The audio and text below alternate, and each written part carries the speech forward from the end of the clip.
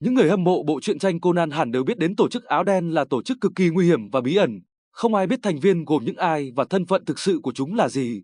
Trong đời thực, chúng ta có sáng kiến vành đai, con đường có thể ví như tổ chức áo đen có quy mô toàn cầu với phong cách hoạt động chỉ thấy trong các chiến dịch quân sự mà thôi.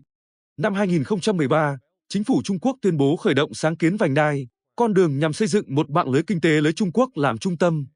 Sáng kiến này lấy cảm hứng từ con đường tơ lụa đã từng tồn tại trong suốt hàng nghìn năm nối liền Trung Quốc với châu Âu và là một trong những mạng lưới giao thương cổ đại nổi tiếng nhất thế giới. Theo chính phủ Trung Quốc, số lượng các quốc gia tham gia sáng kiến vành đai con đường ngày càng nhiều.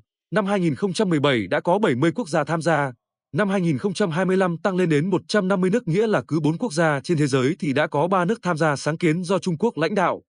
Tuy nhiên nước này chưa bao giờ công bố danh sách chính thức liệt kê tên của các nước tham gia. Thông tin về số vốn đầu tư cũng vậy. Không ai biết chính xác đã có bao nhiêu dự án được thực hiện với tổng số vốn là bao nhiêu.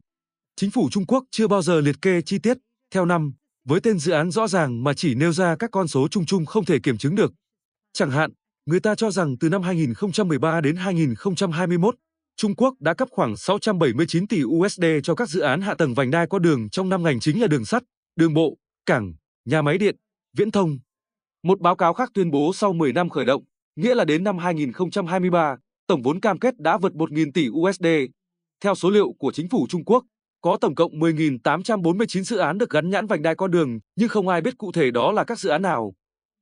Vậy tại sao Trung Quốc không công bố dữ liệu chi tiết và tại sao các thông số lại mù mờ như vậy? Đây là một câu hỏi then chốt đã làm đau đầu các tổ chức nghiên cứu lớn trên thế giới, và sau một thời gian tìm hiểu, họ đều đi đến một kết luận chung rằng Trung Quốc cố ý không công bố dữ liệu đầy đủ. Đây là một sự mù mờ cố ý. Lý do không phải là họ yếu kém hay tắc trách mà một chiến lược có chủ đích. Có 4 lý do cốt lõi dẫn đến chiến lược này. Thứ nhất, nếu công bố dữ liệu đầy đủ, sẽ có nguy cơ tiết lộ mức độ rủi ro tài chính của chính Trung Quốc. Rất nhiều dự án vành đai con đường nằm trong nhóm rủi ro cao, chủ yếu ở Pakistan, Sri Lanka, Zambia, Kenya, Montenegro, Lào, Campuchia, Tajikistan. Một số là nợ chính phủ mà nước nhận vốn không trả nổi, hoặc phải tái cơ cấu. Nếu công bố toàn bộ, các nhà đầu tư và thị trường tài chính sẽ đánh giá rằng Trung Quốc ôm quá nhiều nợ xấu nước ngoài, ảnh hưởng đến đồng nhân dân tệ, tín nhiệm quốc gia và khả năng cho vay quốc tế. Do đó Trung Quốc muốn giữ bí mật quy mô rủi ro, tránh gây chấn động tài chính. Lý do thứ hai, giữ sự mù mờ để linh hoạt chính trị, địa chiến lược. Vành đai con đường không chỉ là kinh tế, mà còn là công cụ địa chiến lược. Sự mơ hồ giúp Trung Quốc thiết lập mạng lưới ảnh hưởng mà không cần tuyên bố chính thức. Khi không có danh sách dự án, tiêu chuẩn, số tiền công khai, Trung Quốc có thể gọi dự án A là vành đai con đường nếu có lợi, hoặc nói dự án B không phải vành đai con đường nếu muốn né trách nhiệm chính trị. Một ví dụ kinh điển là cảng Hy Lạp Piraeus ban đầu không được ghi là vành đai con đường, nhưng sau khi được hãng tàu container lớn nhất Trung Quốc COSCO mua cổ phần, chính phủ Trung Quốc lập tức gọi đây là trọng điểm vành đai con đường châu Âu. Trong trường hợp này, sự mơ hồ giúp tạo nên sự linh hoạt tối đa trong kiểm soát nhận thức quốc tế. Lý do thứ ba, tránh bị phương Tây phân tích và phản công chính xác. Nếu vành đai con đường công khai số liệu chi tiết, Mỹ, Nhật, EU có thể vẽ bản đồ định vị chính xác, nhắm đúng các mắt xích yếu, tung ra đối sách để triệt tiêu ảnh hưởng của Trung Quốc. Nhưng khi số liệu mù mờ, vành đai con đường trở thành một mục tiêu không rõ hình dạng nên khó phản công trúng đích. 3 lý do trên là chủ động, lý do thứ tư là bị động. Nhiều dự án vành đai con đường nửa công, nửa tư nên rất khó phân loại.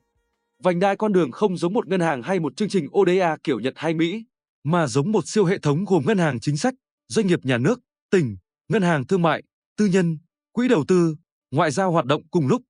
Vì vậy, rất nhiều dự án không có ranh giới rõ ràng, chính phủ Trung Quốc có muốn cũng không biết nên phân loại thế nào. Liệu chúng là vành đai con đường hay FDI, hay chỉ là dự án thương mại bình thường? Chính vì nguyên nhân này nên chính phủ Trung Quốc đành lựa chọn phương án giữ khái niệm mềm và co giãn. Ở đây, có lẽ bạn sẽ đặt câu hỏi, ngay cả khi Trung Quốc không công bố, lẽ ra các nước nhận vốn phải công bố, đúng không? Nhưng thực tế là, nhiều dự án vành đai con đường không nằm trong sổ sách ngân sách công của nước nhận vốn. S-Data, một trong các tổ chức nghiêm ngặt nhất thế giới về dữ liệu tài chính Trung Quốc, công bố một báo cáo gây sốc, có tới 40% khoản vay vành đai con đường nằm ngoài báo cáo nợ công chính thức của nước đi vay. Điều này tạo ra hiện tượng gọi là nợ ẩn Trung Quốc. Rất khó bóc tách vì các nước vay vốn cũng không muốn công khai nợ, sợ bị đánh giá rủi ro, hạ tín nhiệm. Lý do thứ hai, khoảng 50 đến 65% dự án vành đai con đường được thực hiện bởi doanh nghiệp nhà nước Trung Quốc qua hợp đồng tổng thầu EPC, tên đầy đủ là hợp đồng thiết kế, cung cấp thiết bị công nghệ và thi công xây dựng công trình. Các hợp đồng EPC thường không công bố tài chính chi tiết. Vì EPC không phải khoản vay nên không vào sổ nợ quốc gia, càng khó thống kê. Lý do thứ ba, không có một tổ chức quốc tế nào giám sát vành đai con đường. Không như Ngân hàng Thế giới, Ngân hàng Châu Á, Quỹ tiền tệ quốc tế buộc phải báo cáo dự án. Vành đai con đường là sáng kiến đơn phương của Trung Quốc nên không bị ràng buộc minh bạch quốc tế. Dĩ nhiên, khi một dự án có quy mô hàng tỷ đến hàng chục tỷ đô la không được minh bạch hóa thì đây chắc chắn là mảnh đất màu mỡ cho tham nhũng. Sáng kiến vành đai con đường không công bố danh sách dự án, giá trị hợp đồng, cơ chế đấu thầu, điều kiện vay, bên trung gian, nhà thầu phụ. Không có ai kiểm soát nên cũng không ai biết tham nhũng xảy ra ở đâu. Giống như chúng ta đưa một thùng tiền mặt vào một căn phòng không có camera, mất mát là điều dễ hiểu. Nhiều dự án vành đai con đường hoạt động theo cơ chế thầu trực tiếp, rất ít đấu thầu cạnh tranh. EPC tổng thầu do phía Trung Quốc chỉ định, ít hoặc không, đấu thầu công khai, nước nhận vốn không kiểm soát được chi phí thực. Điều này rất dễ tạo ra giá thổi phồng, lại quả cho quan chức địa phương, thầu độc quyền nên dễ rút ruột. Cùng với đó, nhiều nước tham gia vành đai con đường vốn đã có mức tham nhũng cao, chính phủ yếu, thể chế lỏng lẻo, dễ xuất hiện tình trạng thao túng tài chính công.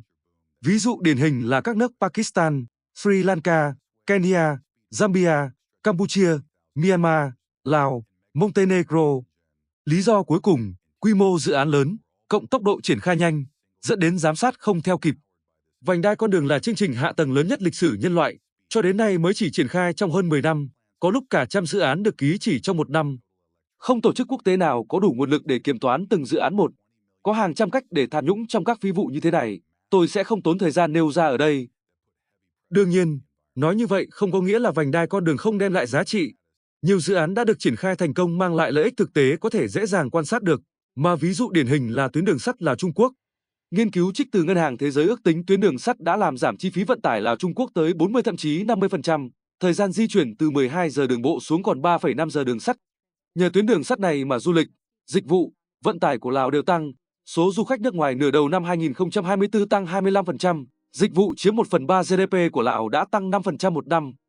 Chính phủ Lào coi đường sắt là chìa khóa biến Lào từ một nước bị khóa chặt trong lục địa thành một nước lục địa có kết nối rộng rãi với các nước khác. Tuy nhiên, ngay cả với một dự án mang tính thành công điển hình như thế này, người ta vẫn biết rất ít về bản chất của nó, nghĩa là nó cũng mù mờ y như các dự án khác. Lý do là bởi dự án đường sắt Lào, Trung Quốc có 70% vốn được cấp bởi Ngân hàng Trung Quốc Eximbank và doanh nghiệp nhà nước Trung Quốc. 30% vốn còn lại là của chính phủ Lào, đến từ việc thế chấp tài sản và phát hành nợ quốc gia. Không có bản công khai nào giải thích chi tiết lịch trả nợ, lãi suất thực, điều khoản tái cấu trúc, điều kiện bảo đảm. Vì cấu trúc vốn quá phức tạp, nên việc công bố toàn bộ là điều gần như không thể. Thêm vào đó, nếu công bố đầy đủ chi tiết, có khả năng sẽ lộ ra vùng rủi ro nợ, tình trạng phụ thuộc tài chính quá mức, và quan trọng nhất là các điều khoản bất lợi cho Lào. Điều này có thể gây khủng hoảng chính trị nội bộ hoặc tạo phản ứng tiêu cực trong dân chúng, nên giữ im lặng là lựa chọn ổn định chính trị. Cuối cùng, chính phía Trung Quốc chủ động yêu cầu sự thiếu minh bạch. Các ngân hàng chính sách Trung Quốc thường cấm công bố điều khoản vay, buộc nước nhận vốn tự chịu trách nhiệm, cấm xét khoản vay và nợ ưu tiên thấp, có nghĩa là đã vay là phải trả ngay chứ không được trả sau các chủ nợ khác. Chính phủ Lào không được phép công khai, kể cả nếu muốn. Cùng với việc mạng lưới vành đai con đường ngày càng bao trùm lên nhiều khu vực trên thế giới, sự bí ẩn và mù mờ cũng đang mở rộng và chi phối hành động của rất nhiều quốc gia phụ thuộc vào khoản đầu tư, viện trợ của Trung Quốc.